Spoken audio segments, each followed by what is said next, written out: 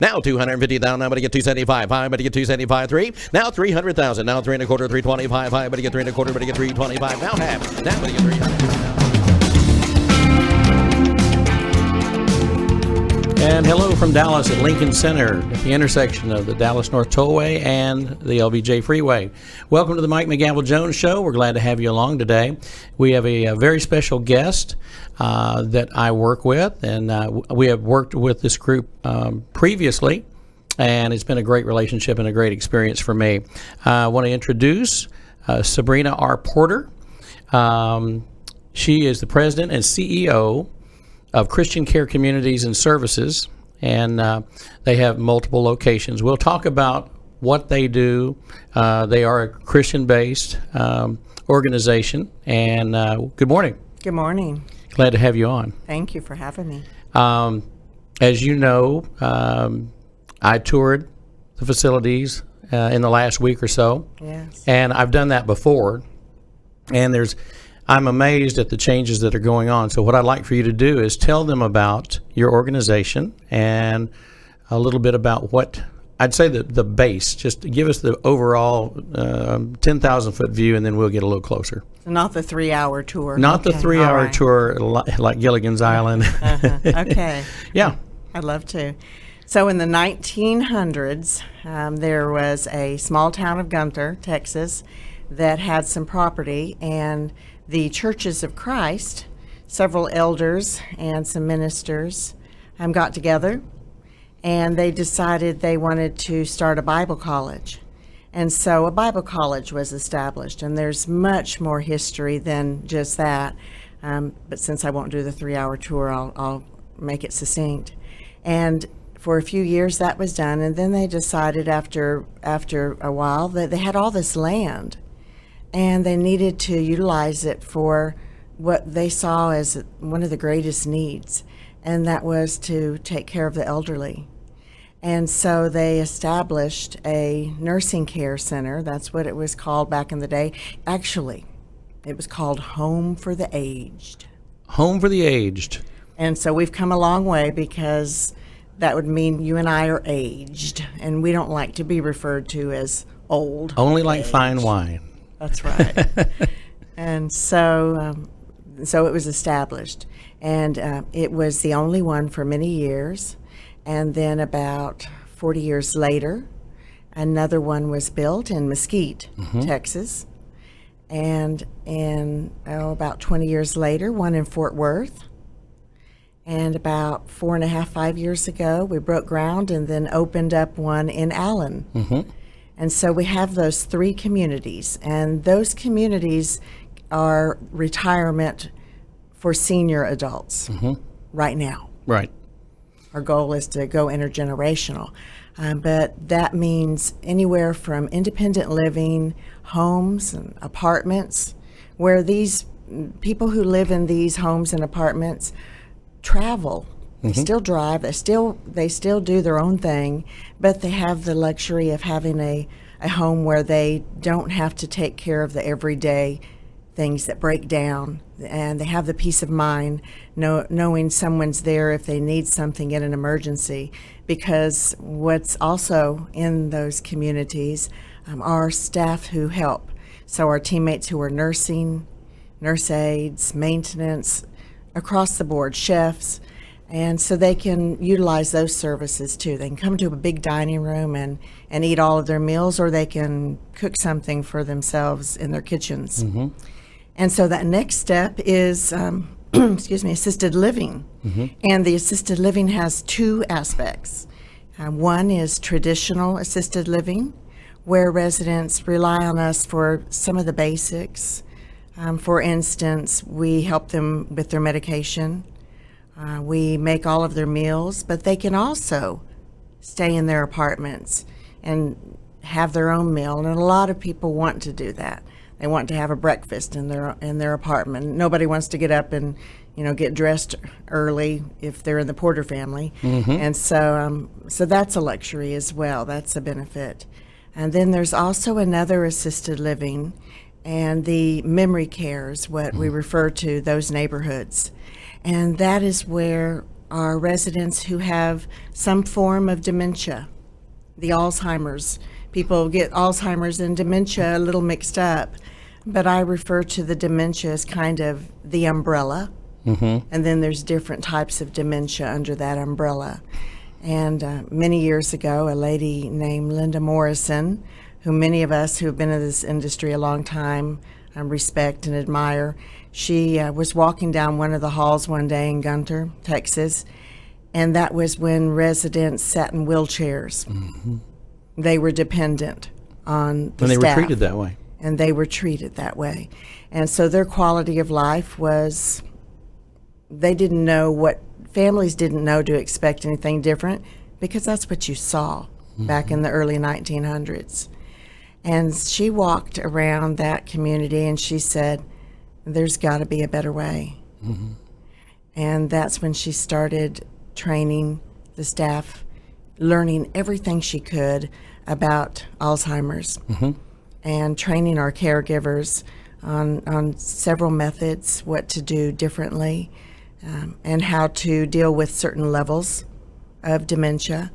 And so that's one of what we refer to as one of our specialties. We feel that we are experts in the care and service for our dementia residents.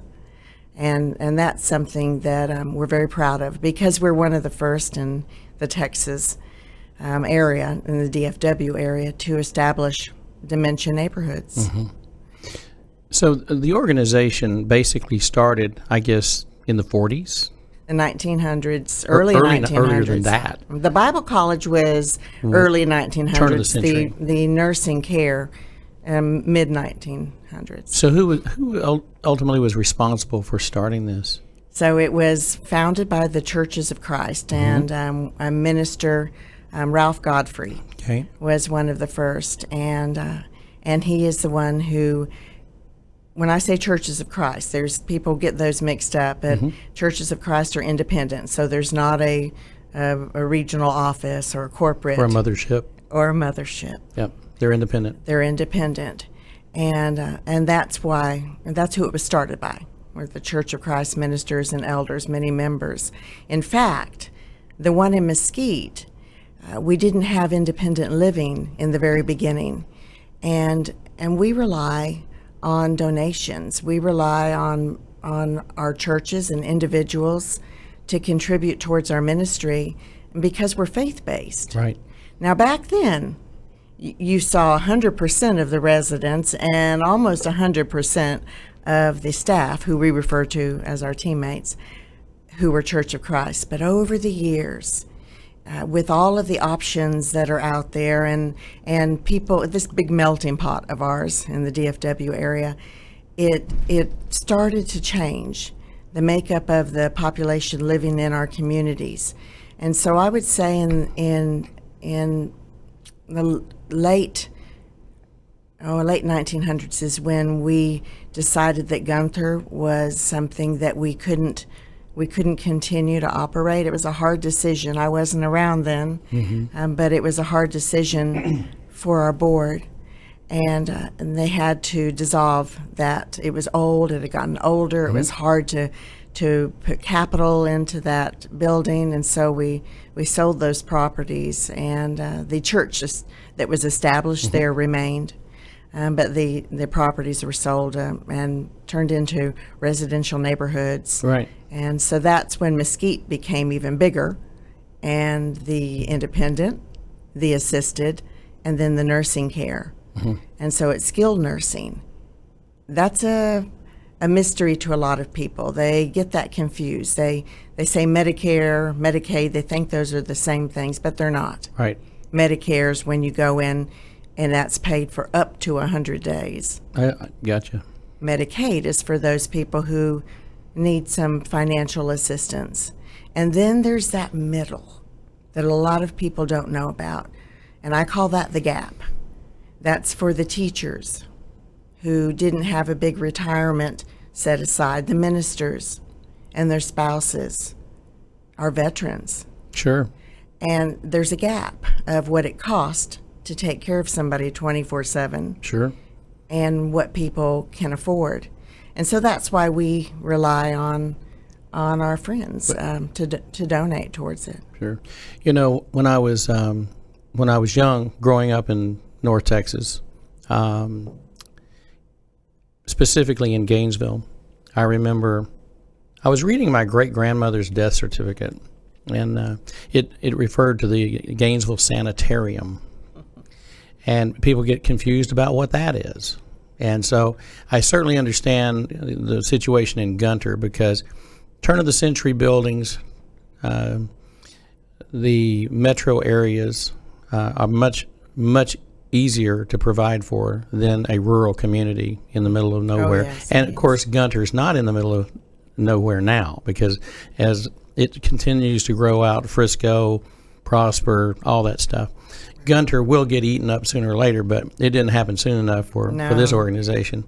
Of course, I've been involved with this group now, I think, about 5 or 6 years, maybe a year longer. I don't know. I know I've done it, conducted the Festival of Trees event, which we're going to talk a lot about here in a little while, because it's going to be coming up shortly, and I'll be conducting that auction and looking forward to it. But when I first signed on, and as most people know, in the fundraising space, I'm very proactive in visiting whoever I'm working for. So, you know, I like to have meetings. I like to know what's going on, whatever the group is, whether it's challenged, mentally challenged children or adults, which I do a major event here in Dallas for a group. And, you know, I've been to the campus multiple times. It actually charges me up because I want to see it. And so I remember the first time I came to your residential neighborhood in Mesquite, which is between La Prada and what's the next? Northwest Drive. And Northwest Drive. I think there's a big Toyota dealership over there. On your way and there. It's right behind. That's how I always remember. If I pass the Toyota dealership, I've gone too far. But it's a very unique property. People just don't know. They just don't realize. Almost all of us during our lives are affected by either dementia or Alzheimer's. And personally, I'm pushing for legislation for more funding for those. You know, I'm a very outspoken person in Washington, and I like to lobby for certain things. And I just believe that, there's lots of causes. Lots of causes. There's tons. We could sit here for days and just read off the different organizations and causes. But I'm going to tell you, an aging population and a large population. And that population is aging in a different way now, more dramatically than I've ever seen before. We have friends in their 40s that are having problems with dementia or full-scale Alzheimer's. And, they keep trying to do the research, and I do a lot of things with cancer and diabetes and feeding the country and feeding the world. And, we do so many things. That's one thing great about Americans. We're very philanthropic. We're one of the most philanthropic nations anywhere. And you can see that by the mission work that goes on. But I'm telling you, right here in our backyard, we have relatives. One of my very best friends in the world, both of his parents fell to Alzheimer's. And they were farmers. They were just people out in the country. Then they moved to the city to kind of retire.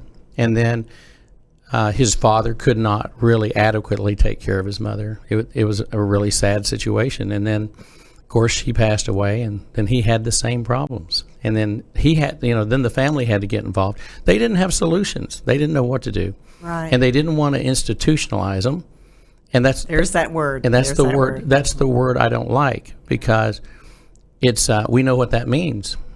So when I went to it was called Christian Care at the time, And I do like the rebranding and the renaming because it makes more sense. It is a community, and it's all about communities and services. Right. And I'll just read your mission because I'll do that. Christian Care Communities and Services is a faith-based ministry providing innovative and loving care for those we serve. And then your vision is a better every day at every stage of life. Your value statement is we do life, all caps, together. And the values are love, integrity, faith, and excellence. And then the motto is caring is our calling.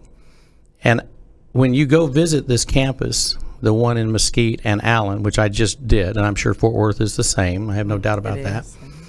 What you see are really special people that meet you at the door or in the office. I know when I went to Allen the other day, it was a great tour. Of course, that's a very nice, relatively new campus. Our newest one. And so when you see the lifestyle and how it was put together, it makes all the sense in the world. So you have this area where people are aging. They want an independent life for as long as they can have it. And then they can do whatever they have their parking space and they have their, I'm telling you, I can't remember the young lady that gave us the tour. Karen and I agreed we could live there.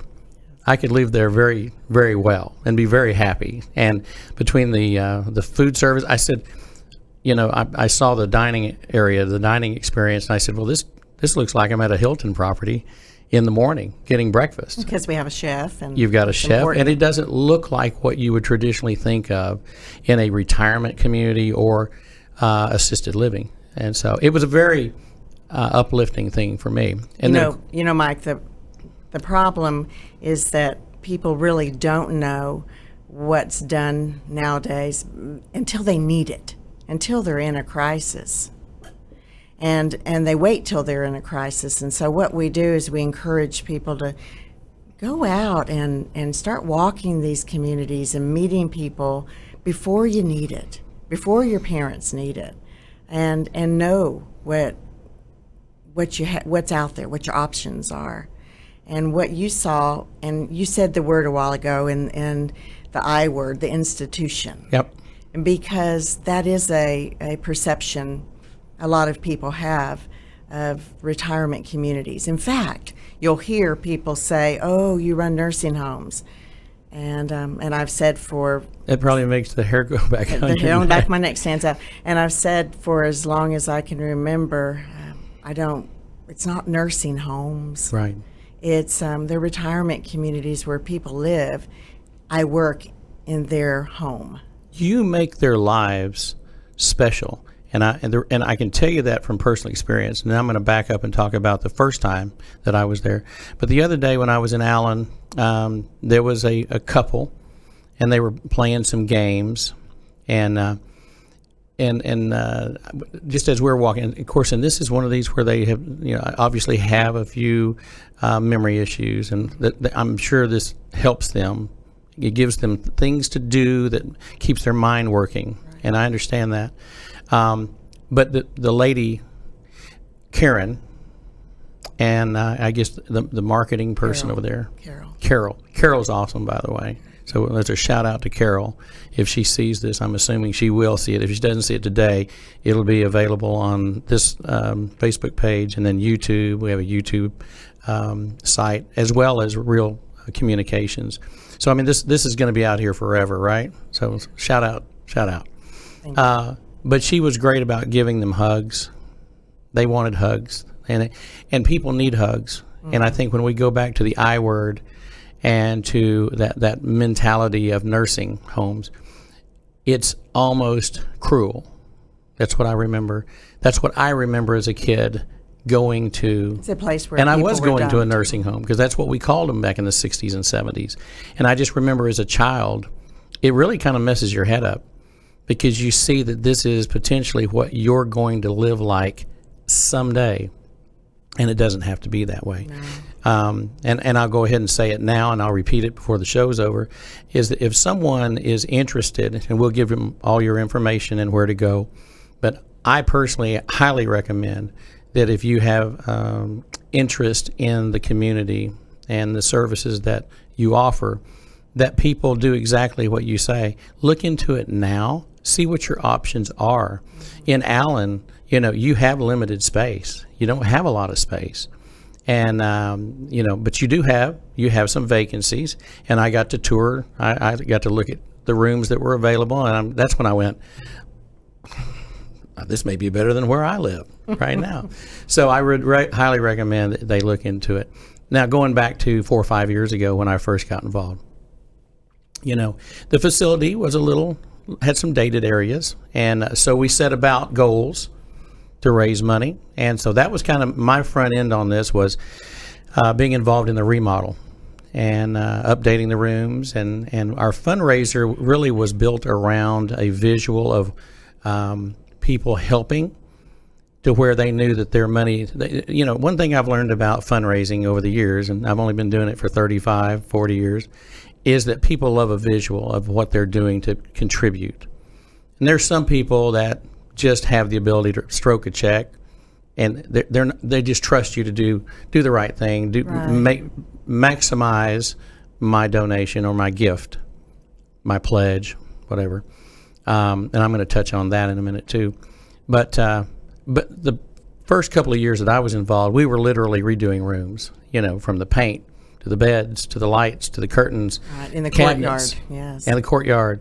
And that was attractive to me. It made me feel like I was, don't misunderstand, I don't mean wasting my time, but let's say better investing my time. Sure. And that's why I like the group. That's why I've been involved in it. And, they've had a great team in the past, that have worked real hard. And everybody has their style. Everybody has their way. Everybody has their vision of what they think is the best way to improve things. You coming on this last year, I think is terrific. And I want to talk about you just a little bit. I want people to know who you are, and I want to talk about what you've done in the past, because our past does reflect what our future is going to be. And you've got some pretty powerhouse people that you've worked with that have made huge differences in tens of thousands of lives, not only here in North Texas but other places, because I know of whom we speak. So let's talk about Sabrina Porter and where did you grow up?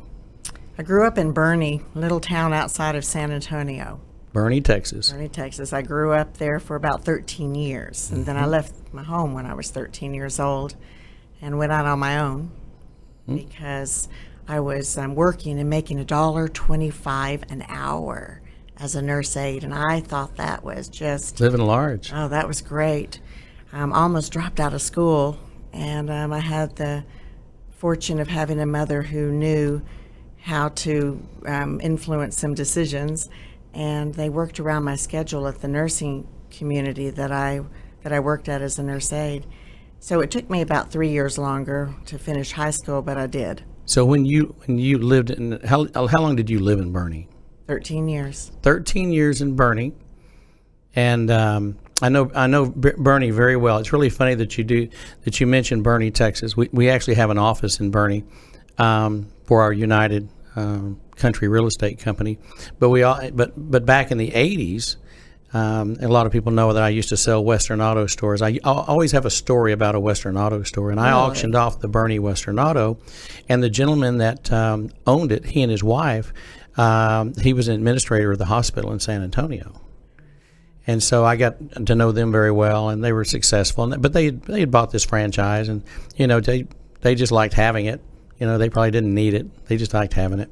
And but a good friend of ours, who's an auctioneer down in Burnie, Texas, named Forrest Meadows, he texted me this morning to check on me and my voice this morning from Burnie. So, and he's also I think, and Forrest, if I get this wrong, because he'll be watching this. But I believe he's a constable as well, and has been for quite some time down there. So he has dual roles. He's a super community guy. But Burnie, Texas is a very important part of my life. And, of course, it's only 20, 30 minutes into San Antonio, depending on the traffic. I mean, it's kind of like a Frisco to Dallas. It is. It's exactly that now. It didn't used to be that way. So when you left Burnie, where did you go? San Antonio. Okay. And I went to work for a big for-profit organization. I didn't know the difference of for-profit and not-for-profit. But that's what I did for the next 19 years. And this organization just took me under their wing and raised me. And so I always tell people that's where I learned, and my business acumen was from this big for-profit organization that kept sending me to school, certification for an activity director, and then a licensed administrator, and then a regional vice president. So those 19. So they built your foundation. I want to back Absolutely. up. I want to back up a little bit. We'll come back. Okay. Let's talk about your childhood. Yeah.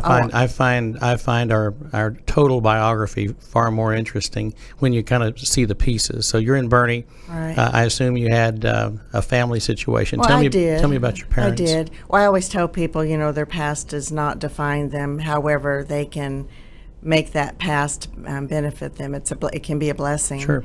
And we know that it can be, and it was in my case. I'm a survivor of incest, mm-hmm. and my stepfather, but I didn't know he was my stepfather. Thought he was my father for 7 years, and that's why I left when I was 13 to get out of the house. Now, see, that makes even more sense. So survived, and I've helped several girls and young women over the years. When I finally gave my testimony, mm-hmm. took years to realize that I didn't do anything to cause what happened. Yep. And, You're just taken advantage of. Yeah. Did you have any siblings? I have a sister that's a year younger and a brother who is 10 years younger. So where do they live? Brother lives in Burnie, has a bike shop. Yep. Owns a bike shop there Shout in out Burnie. to the bike shop. Yeah, he's just 10 years younger, so he's 46. I started to say, so he's 20. Yeah, he's 20. He's 20. That's right. Go you with got this. it. Go You for got this. it. I know what I'm doing. And then my sister lives in Baton Rouge. Oh, really? Mm-hmm. What's she do? She has always been a stay-at-home mom. Okay. So one of the hardest jobs and the most underpaid jobs ever. One of the hardest. I tried it for 5 years, and I really didn't do it full time because it was hard. And and it's getting harder. It is, and so I always tell people when girls are come to me, or young women are coming to me and they're at work and they say, how do you do this? How do you juggle both? It is tough, mm-hmm. and in our industry, Yep. that's what you see is a lot of single moms. Yep. A lot of single moms. So big shout out to them. Yep. Admire them, respect them for what they do in raising their families Sure. because it's hard. It's Well, hard to do. and you see that a lot in all families. I have my daughter, Mackenzie, and she's 26, and she's kind of in that situation where she's trying to find exactly where she wants to be. She's finding healthcare interesting. That's what she's doing. I tried my best to rope her into the auction and the real estate business. And, she was told that, well, that was your dad's dream. That's not your dream. So she's finding her way. Well, I highly recommend healthcare. I know you do. But I support her in whatever she wants to do because I'll be proud of her no matter what she does. And, we've got a little 5-year-old grandson who I woke up to this morning, and it was he is a blessing, like I can't explain. Can't describe it. And he's the only one, and so I just have those two, and but they change your world. They rock your world. Your priorities in life. They changed mine. Mm-hmm. So I married at a very, very young age somebody much older, and that didn't last. That was not a good marriage. But then I met my husband, mm-hmm. Joel, and he was a blind date. And Joel's the man. He's the man. Yep. Yeah, I've seen the pictures in the office. He's definitely the man. 26 years Yep. of marriage, and we've had 3 children. Mm-hmm. We're empty nesters. We're learning what empty nesting is all about. It's fun. Yeah. and so our oldest daughter, she graduated a couple of years ago from ACU Yep. with a social work degree, but she decided to go back to school for nursing. So the Baylor School of Nursing. Well, very nice. Is what she is. But you're talking about your daughter and how you give them choices. Mm-hmm. When my daughter's decided she's not going to specialize in, What? Right now, she's always volunteered and worked in the communities, the 3 places I've been. And she's not going down that She path? doesn't want to do that first. She wants to experience all these See the other things options? and come around and then be a part of bringing the kids and the young adults, children into our industry. I think that's smart. I think the other thing, too, people don't understand today that, kids get a bad rap. Especially general. millennials. In general. They just really do. And I think it's usually older people that don't understand, and don't want to understand. I meet so many great young people that are givers, that give more than a lot of my generation and the one before that, even though they get, the greatest generation gets a lot of credit. And then, of course, the baby boomers, which I'm one of those, we do give a lot. We do. But there's also, there's enough to go around. You get the good ones and you get the ones that are less compassionate and really it's just about them. There's just as many people of my generation that it's just about them as there are millennials. The millennials simply, they haven't even had a chance to experience life yet. We don't know what they're going to do. But when you look at the Bill Gates of the world and the Warren Buffetts and what their succession plans are and the money that they're giving away. And, you worked with another organization prior to this, so I'm going to transition just a little bit.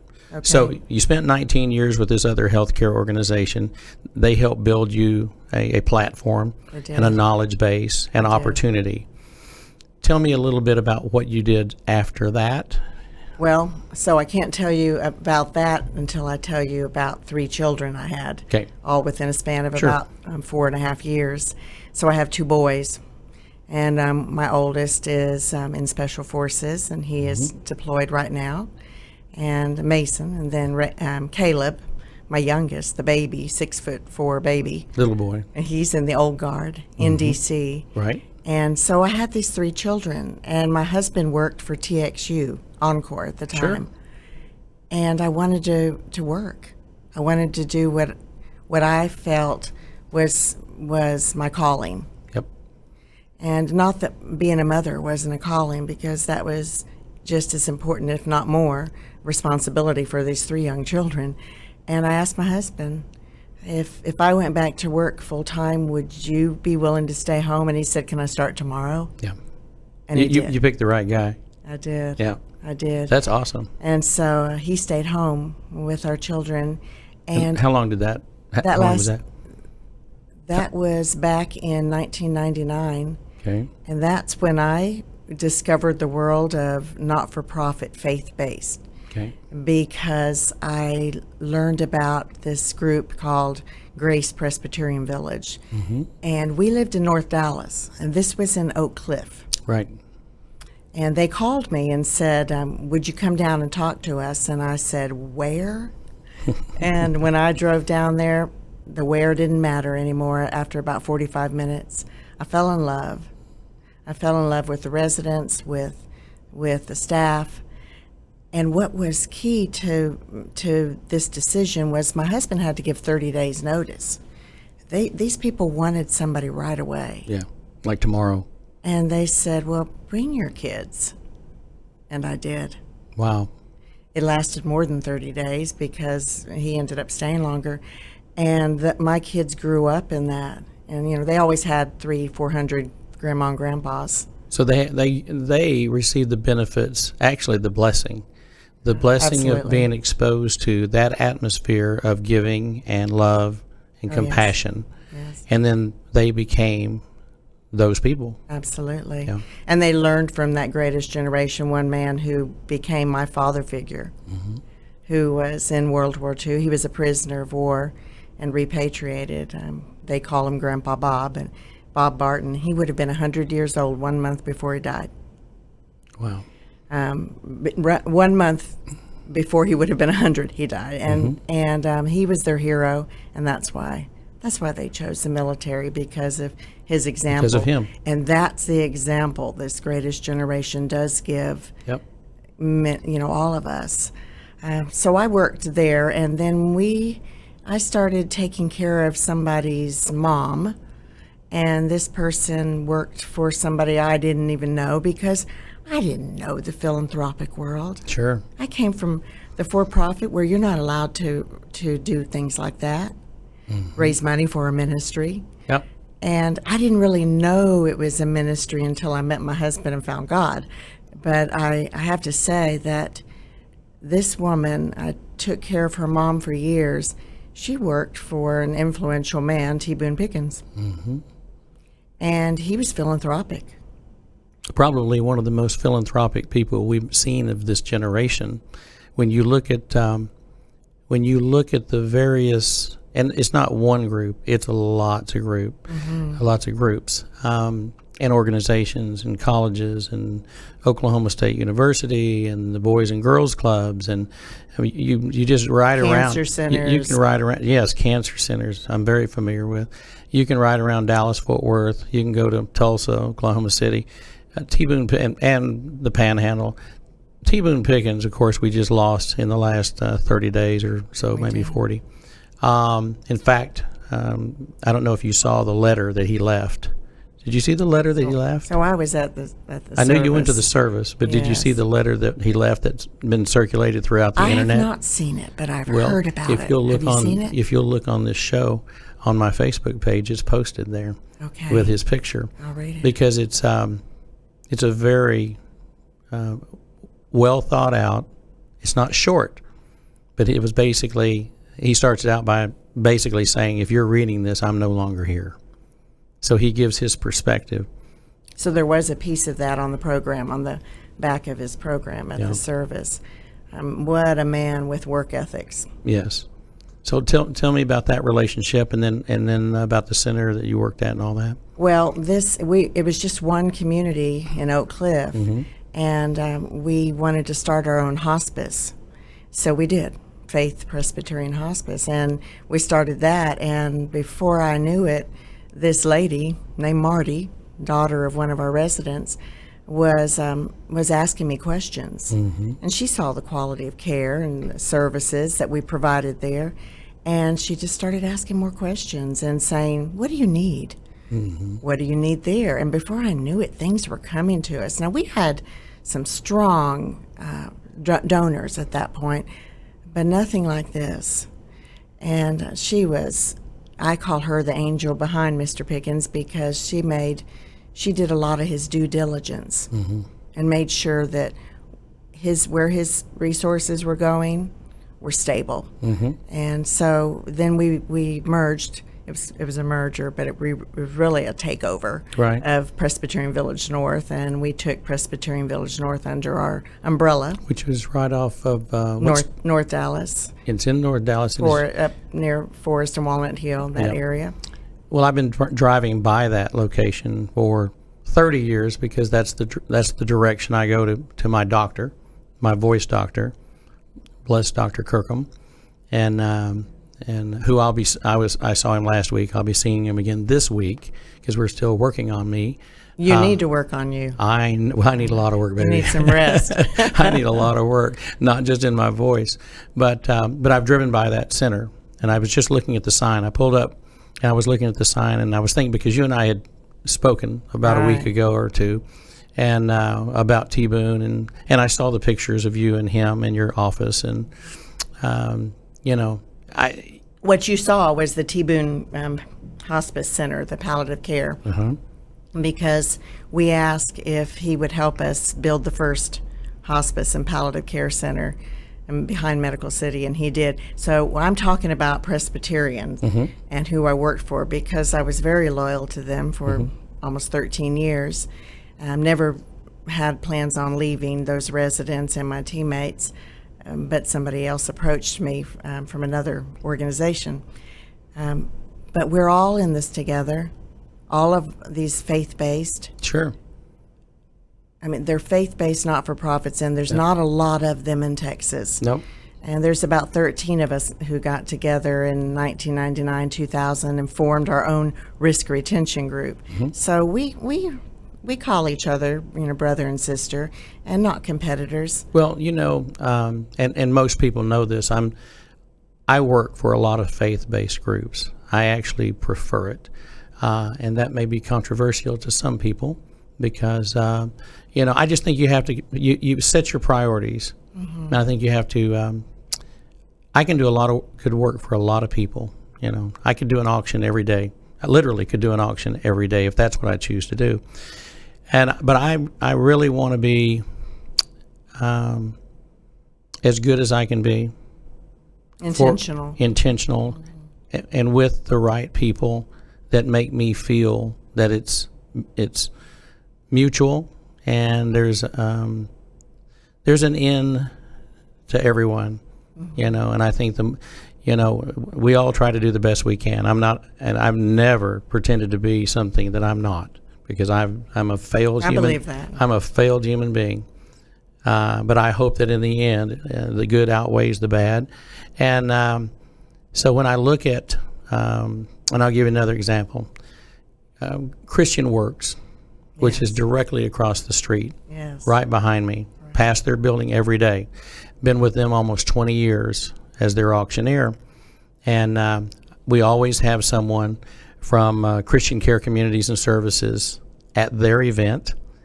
And your group, in fact, Christian Works is the ones that recommended me to you guys before you ever came along.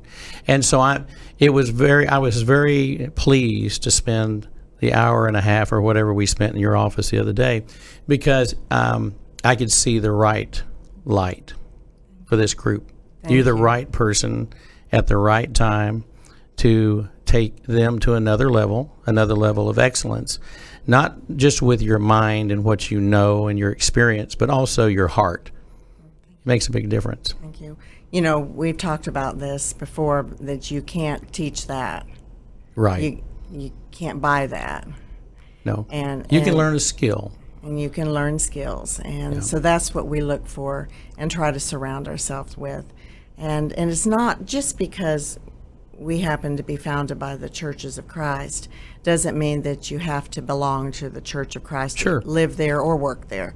In fact, 33%, 40%, 35% at each of those communities are Church of Christ now because of the options that are out there. Sure. But it's important that we make sure that our residents and our teammates know when we say faith-based, it's faith-based. So that means we invite prayer. Sure. And so when we say we're going to think about something, we're going to pray about it. When we start meetings, we pray at those meetings. It's encouraged. It's our foundation. And so those are things that you can't buy, and we don't require that somebody be a certain denomination or even that they be a Christian. Right. But we can model that, his behavior. We model Christ. And over the years, I've seen so many people who have come to Christ because they see that. So Christian Works was founded by the Church of Christ. I'm very familiar with them in the adoption and foster and counseling. Yep. Oh, what a blessing they've been to so many people, and people I know as well. And they've been on our show. But they're separate from Christian Care Communities and Services who serve the elderly. My dream, my vision is for us all to be one someday, because we can do more intergenerational, not just volunteering, not just children coming for the day to volunteer, but families and children and young adults living in community. Sure. Because that's what they did for years. Yep. And we see that's the greatest quality of life. And that takes me to the next organization. Juliet Fowler Communities approached me back in 2011 and asked if I would come be their president and CEO. And then I didn't think I was going to leave where I was either, but a lot of prayer, a lot of discernment, and made that decision. And that was my first opportunity to bring children, bring youth into our communities, and we did. I worked with a Presbyterian group, Presbyterian Children's Homes and Services. And then I went to Ebby Halliday and asked her if she would let me name a building for girls, a home for girls who age out of foster care. So about ages 18 to 24.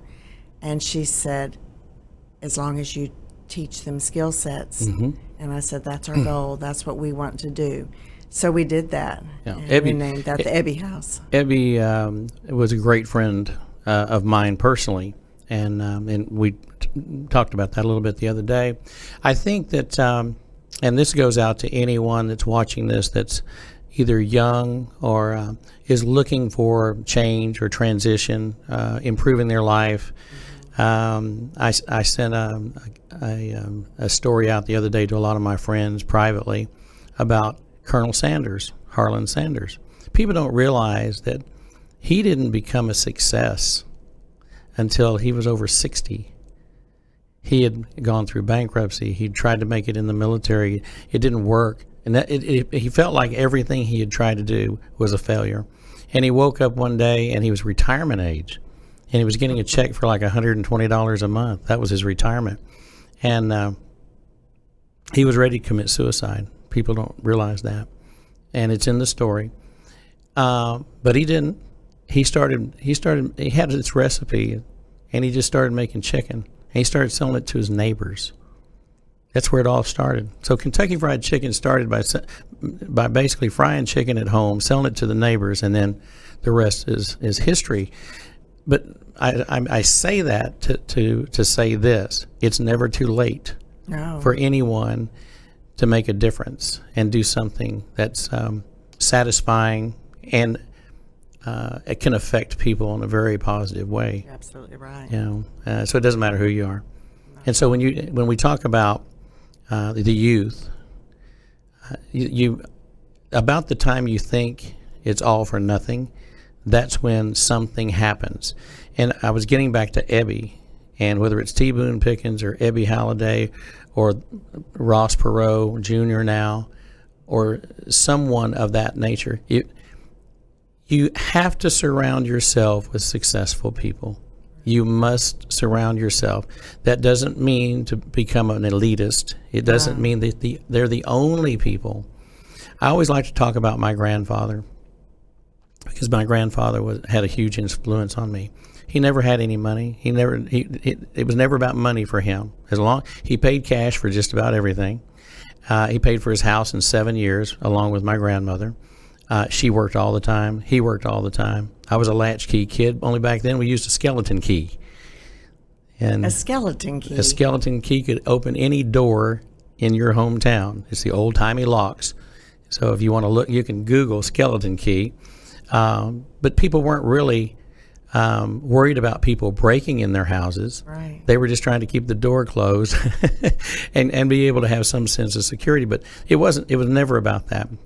Of course, it was probably different in Brooklyn, New York. I'm sure it was. But I was a latchkey kid, so you get out of school but I remember my grandfather very well. He liked everybody, and whether he was speaking, and he had some very godly tendencies. I'm not saying, and here again, he had his failings, like all of us do, like we all have.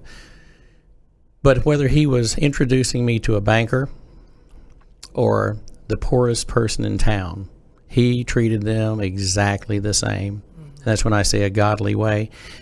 I looked at that as what Jesus would have done. Absolutely. Because there was a little man named Steve in our hometown, and he was a drunk. He was drunk all the time, and his clothes, he probably hadn't changed clothes in 15 years, and always had a scraggly beard and a little bitty diminutive man. But I never knew his whole history. I'd love to have known his life story. Could have been Jesus. You just don't know.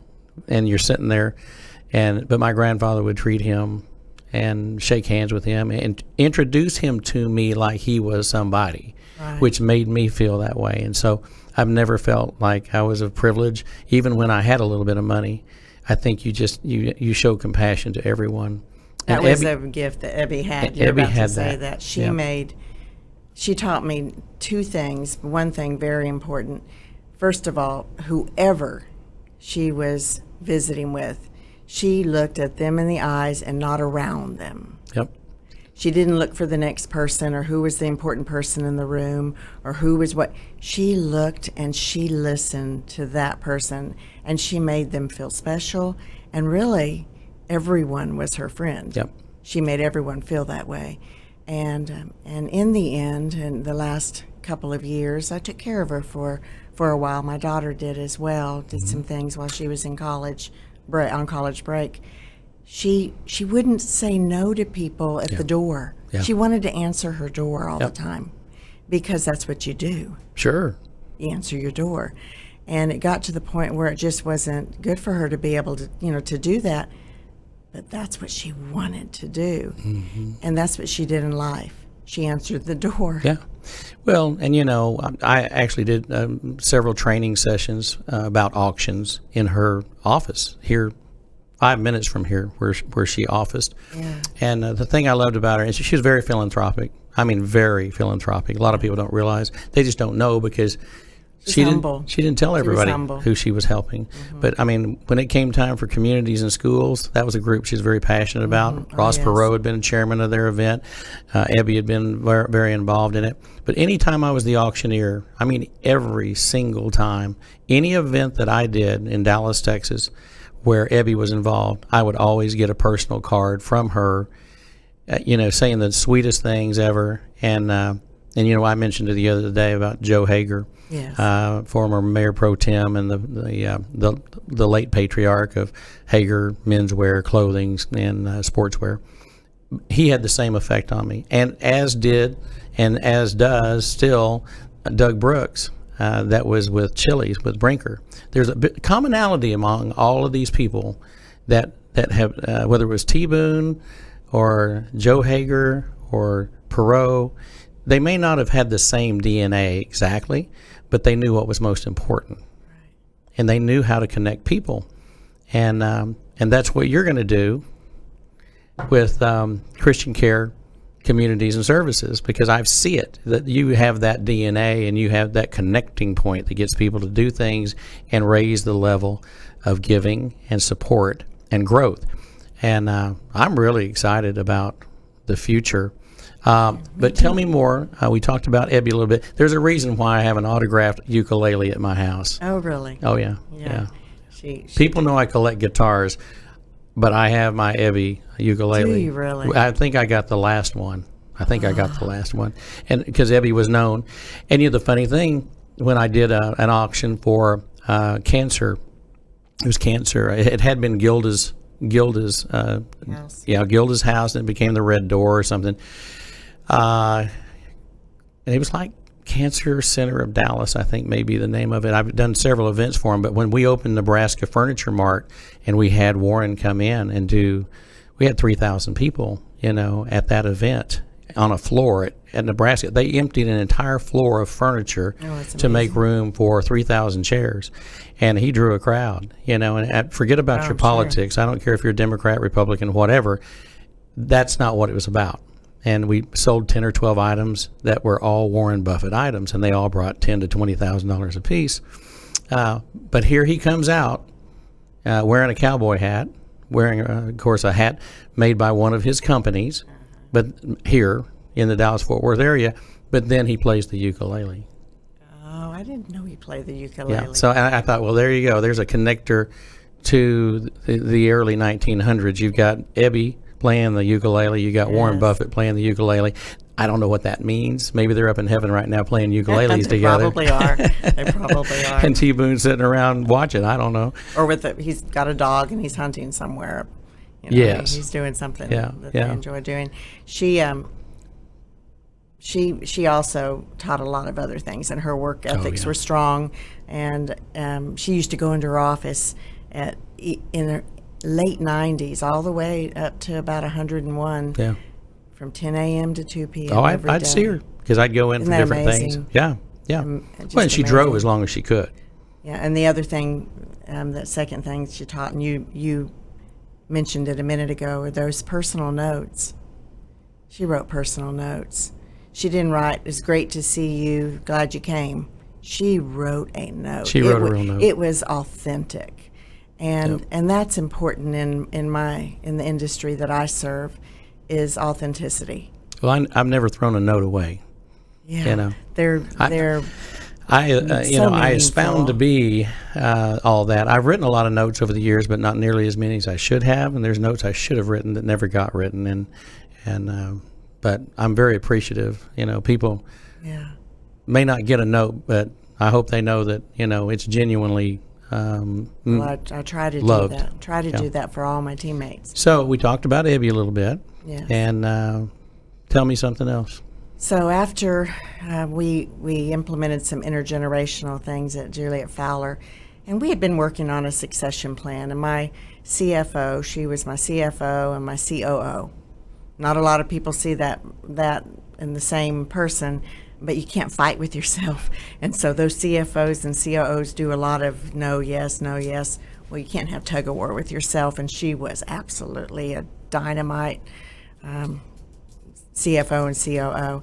And so when Christian Care approached me, when the board approached me, after a couple of calls, because again, I wasn't looking for a change, after some praying and knowing that succession plan we had put in place, it works. If you do it right, you're building and you're growing your own leaders amongst in your organizations, your ministries. So she stepped into my place as president and CEO at Fowler. Which freed you up. And so allowed you to came over to Christian Care. And that's where I've been since August. It was a year in August. Also too, and I'm a believer in this, I think in a lot of roles, whether you're on a board or whatever, your shelf life, your strong shelf life is limited because your new ideas are used up. And I just retired from being on a series of boards with the National Auctioneer Association and the National Auctioneers Foundation, and I just retired from the foundation board in July after 21 years. I've been on a board for 21 years. Long time. And I've said all along, and they've kept me around probably longer than they should have. But, if you're contributing, they like to keep you around, because you are vital to it. But I also believe that at some point, after about 5, 6, 7 years, you become too much like furniture. You've got to get fresh blood in. You've got to bring new people in. You have to have new perspectives. You have to have different education, different things that bring something special to a board, whether you're the CEO, president, or you're just a board member. Whatever that is, I just think that at a certain point, you should get off the bus. I personally believe that, and this is a philosophy that we have in our company. Our CEO, when he came on board and put the purchase group together to buy United Country Real Estate, we said very early on, and he said, every year we're going to look at who's on the bus. And he said, that includes me. And we're all getting off the bus, and we're going to figure out who needs to be on the bus and who shouldn't be on the bus. And I think that's that forward thinking is important. That's very important. And we say you should, hire somebody that knows more than you do, can do a good job, and can take your place. That's right. And that's what succession planning is all about. What you want is that when there's it's like water. It's like putting your finger in water. You want that ripple to be very limited. You need a smooth transition. You don't need it to be a big splash to where everybody freaks out, Right. So we have some interesting material that I think that Trelvis has. Trelvis, you want to show us some photographs and some information about Christian Care Communities and Services, please, sir. Oh, that's our new, we call it our benevolent fund, the Army of Care. And so we just established that in the last year. And these are my teammates. So some life enrichment activity and nurse aides and housekeepers, maintenance, marketing. Everybody wears their Army of Care shirts and blue jeans on Fridays. And the Army of Care is a way of giving for our teammates and others to give back, to pay it forward. It's amazing.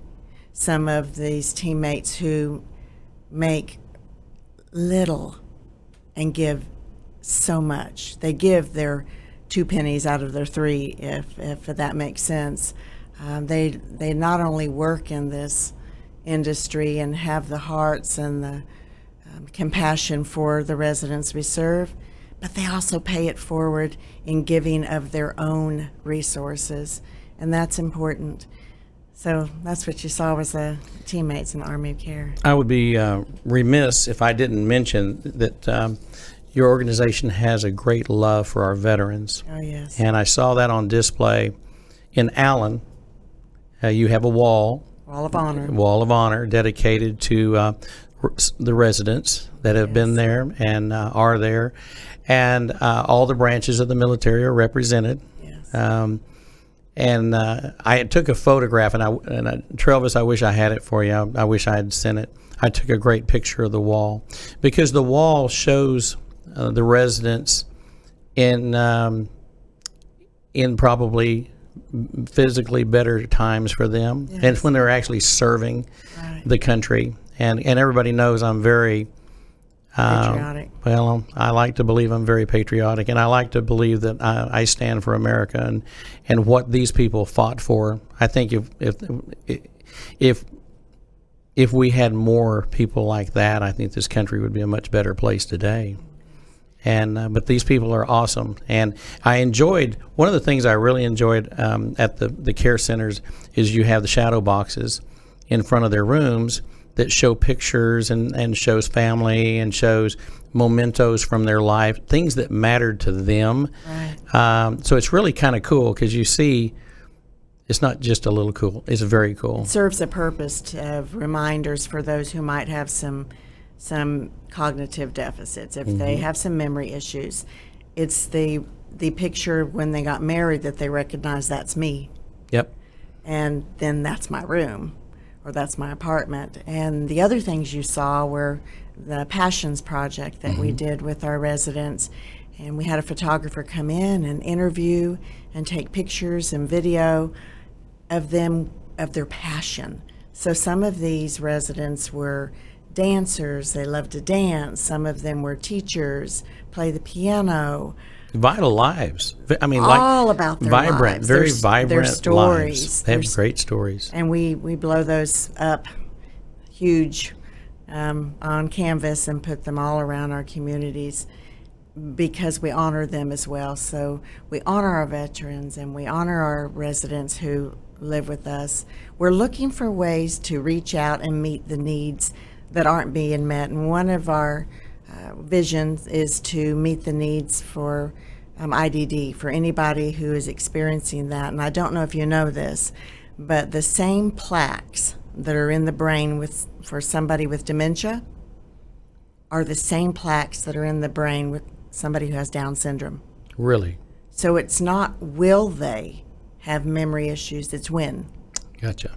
And so many of the Down syndrome or autism or anybody on the spectrum, those adults who are living at home with their parents are concerned. What's going to happen? Sure. And there's places out there, but many of them are very expensive. Sure. And not everybody has those resources. Well, and you are in the, I don't want to use the word business, but industry. You are in the industry, but you're not trying to satisfy the highest, most expensive. No. You really do work at fulfilling the middle of the road and the people less served and the ones that need your help the most. And you help them not just with the care, but also seeing that they get the care. Oh, absolutely. And so helping them, and we're required, all not-for-profit faith-based organizations are required to give 4% of their revenues back.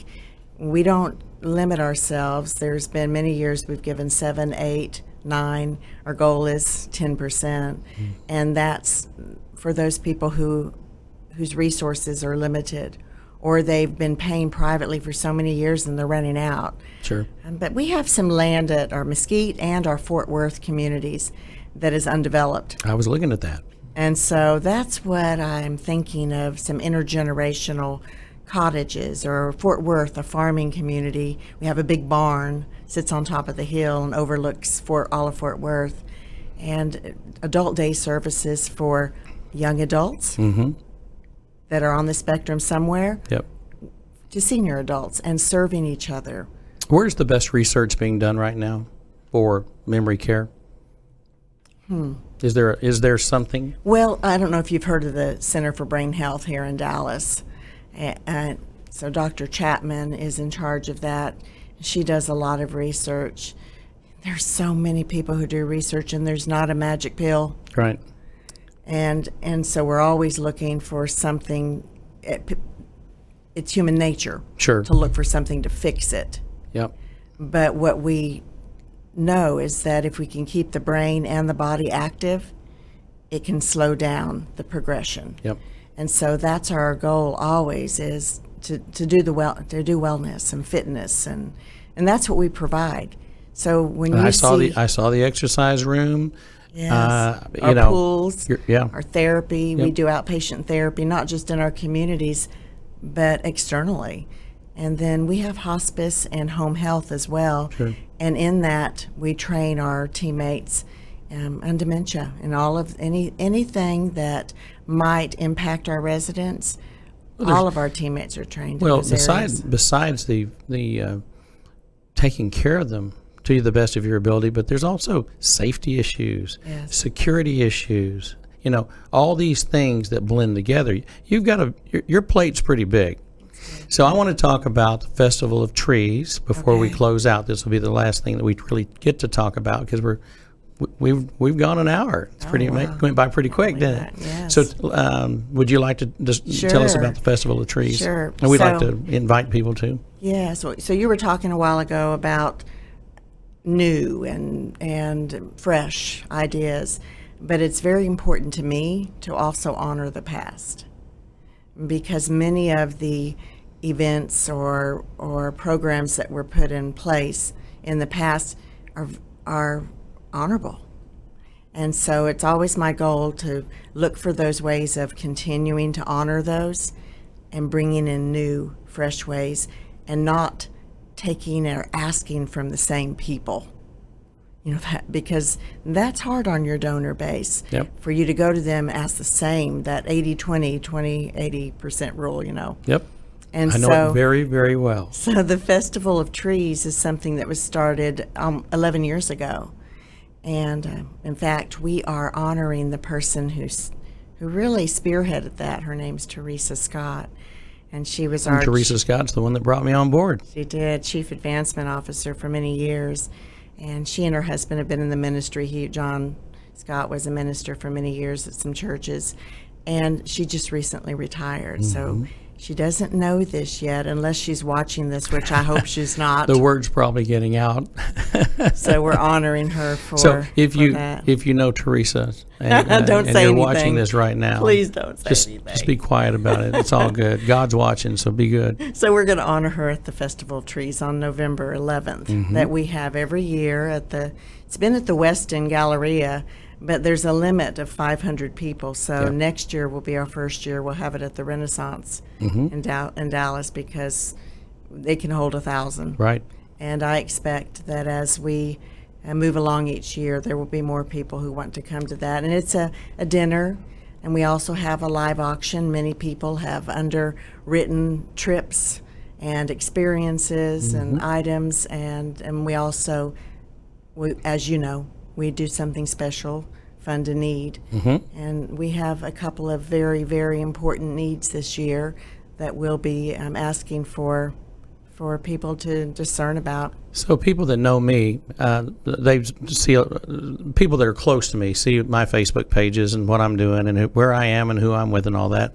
And so in the past with the Festival of Trees, we've had some entertainment. We've had yes. Amy Grant a few years back. Mercy Me. Mercy Me. You've had Lee Greenwood, I believe, last Yes, year. last I year. missed that one. And then, but tell us about this year's, because I've seen the video of this group. I honestly had never heard of them, and now I'm addicted to their music. And just tell us about this Sure. group. So I again give Teresa Scott the kudos for that, for finding them. The Annie Moses Band and their siblings whose grandmother had dementia. They have a story, but we'll tell that story at the event. Sure. And they play the violins, the piano, They're siblings, and they are absolutely They're over the top. gifted. They're over the top. Just beautiful. You know, I see a lot of entertainment. You know, I'm working with several famous people this weekend here in Dallas, and I'll just tell you, compelling music. There's a reason music works. You know, there's just something about music that gets people together, that draws passion, and these musicians are phenomenal. I can tell you, whether you can make it to this year's event or not, you should check them out anyway. Get on their website. I'm sure you can Google them. They're there. And watch some of their YouTube video and stuff. I can't wait personally. You know, I can't always stay after an event, but I'm staying for this one. I'm glad you're doing that. And I appreciate that invitation. They have some special songs they'll be singing, and you say music does it just soothes the soul, but it's also one thing that is a constant for our residents with Alzheimer's, with dementia. Yep. They might not remember how to say your name, but you start playing a hymn and they know every word, the entire song. Yep. It is, what's a cure? For a moment in time, it's a cure. There's a reason why we call it a music ministry. Because it is. Because it is. I have a really good friend that's with a church in the Panhandle, you know, and he left here, a very successful young man, to head up a ministry with a church. And then his father has since become a really close friend of mine, and he's 80 years old plus, and now he plays the piano, and he also plays at Presbyterian Hospital for the elderly folks over there. So there's a commonality there that I just think mends and brings people together and helps. Absolutely. There's something called Dementia Friendly. It's an organization, Dementia Friendly America. Well, we partnered with them, Dementia Friendly Fort Worth and Dementia Friendly Dallas, Dementia Friendly Allen. And it's a way of educating the public, going into the grocery stores and educating the teller on what to do when somebody looks at them, comes to the register and forgets what to do. Or maybe looks like they might be taken advantage of in the bank by somebody, or doesn't know how to find their car. So we're a part of that, educating the public. But we have a speaker this year. I don't know if you know her, Mike. Her name is Sarah Bearden, and she's an author of a book called Broken Beauty. And that's what her children call their Nana, her mother, Beauty, who was diagnosed with early onset dementia when she was 52 years old. Wow. And so she wrote a book, but what she's going to speak about for just a few minutes is how she finds that she and her daddy find the joy in life, help their mama, help Beauty find joy every day in the disease. Right. Find the joy and not the sorrow. So she'll speak a little bit about that as well. I'm eager for people to hear her. It's good. That'll be a great story. I'm looking forward to that. Sabrina, tell me, as we wrap up, contact information for your centers and the residents. Just give us, if someone wanted to get a hold of your office or just learn more about Christian Care Communities and Services, where would they go? So you can go on our website, and since we rebranded last year, it's Christian Care Communities and Services, but you'll also find Christian Care Centers and the website. But my number is 972-686-488. I'm sorry, 686-2448. Okay. I'm going to let you say all of that one more time. So if they want to go to your website, it's Christian Care Communities and Services.org. Okay, .org. Remember that. A lot of people just automatically put in .com because it's the normal thing to do, but it is .org. And there's a .net. Yep. And then my number, 972-686-2448. Well, Sabrina Porter, you said it all. You said it well. You're a beacon of good things for this organization, and you're going to be for a good while, as long as you want to, I'm sure. And I hope they embrace you 120%, and you continue to bless as many people as you can, as long as you're in the role. and I'll be there with you on November the 11th, which is originally Armistice Day, and then Veterans Day, and my mother's birthday. So, wonderful. So I'll be celebrating you and all of those good things. So that'll be great to celebrate with you. thank you very much for being here with me. Thank you for having me. And Travis, I think with that, we're going to wrap this one up. And you got our closing. Are you going to close this thing? Yeah, push that button over there, Travis. Travis is the producer. I never tell Travis what to do. TR Elvis. TR Elvis. On behalf of everybody at the Mike Mcgavel Jones Show and everyone that's been a part of this today from Dallas, Texas, and Lincoln Center at the Quarter, the center of the world, at the Dallas Tollway, and of course the LBJ Freeway. Have a blessed week, everybody. We look forward to seeing you next week, and we'll have another show for you, and hopefully it'll be as good as this one right here. Thank you very much. Okay.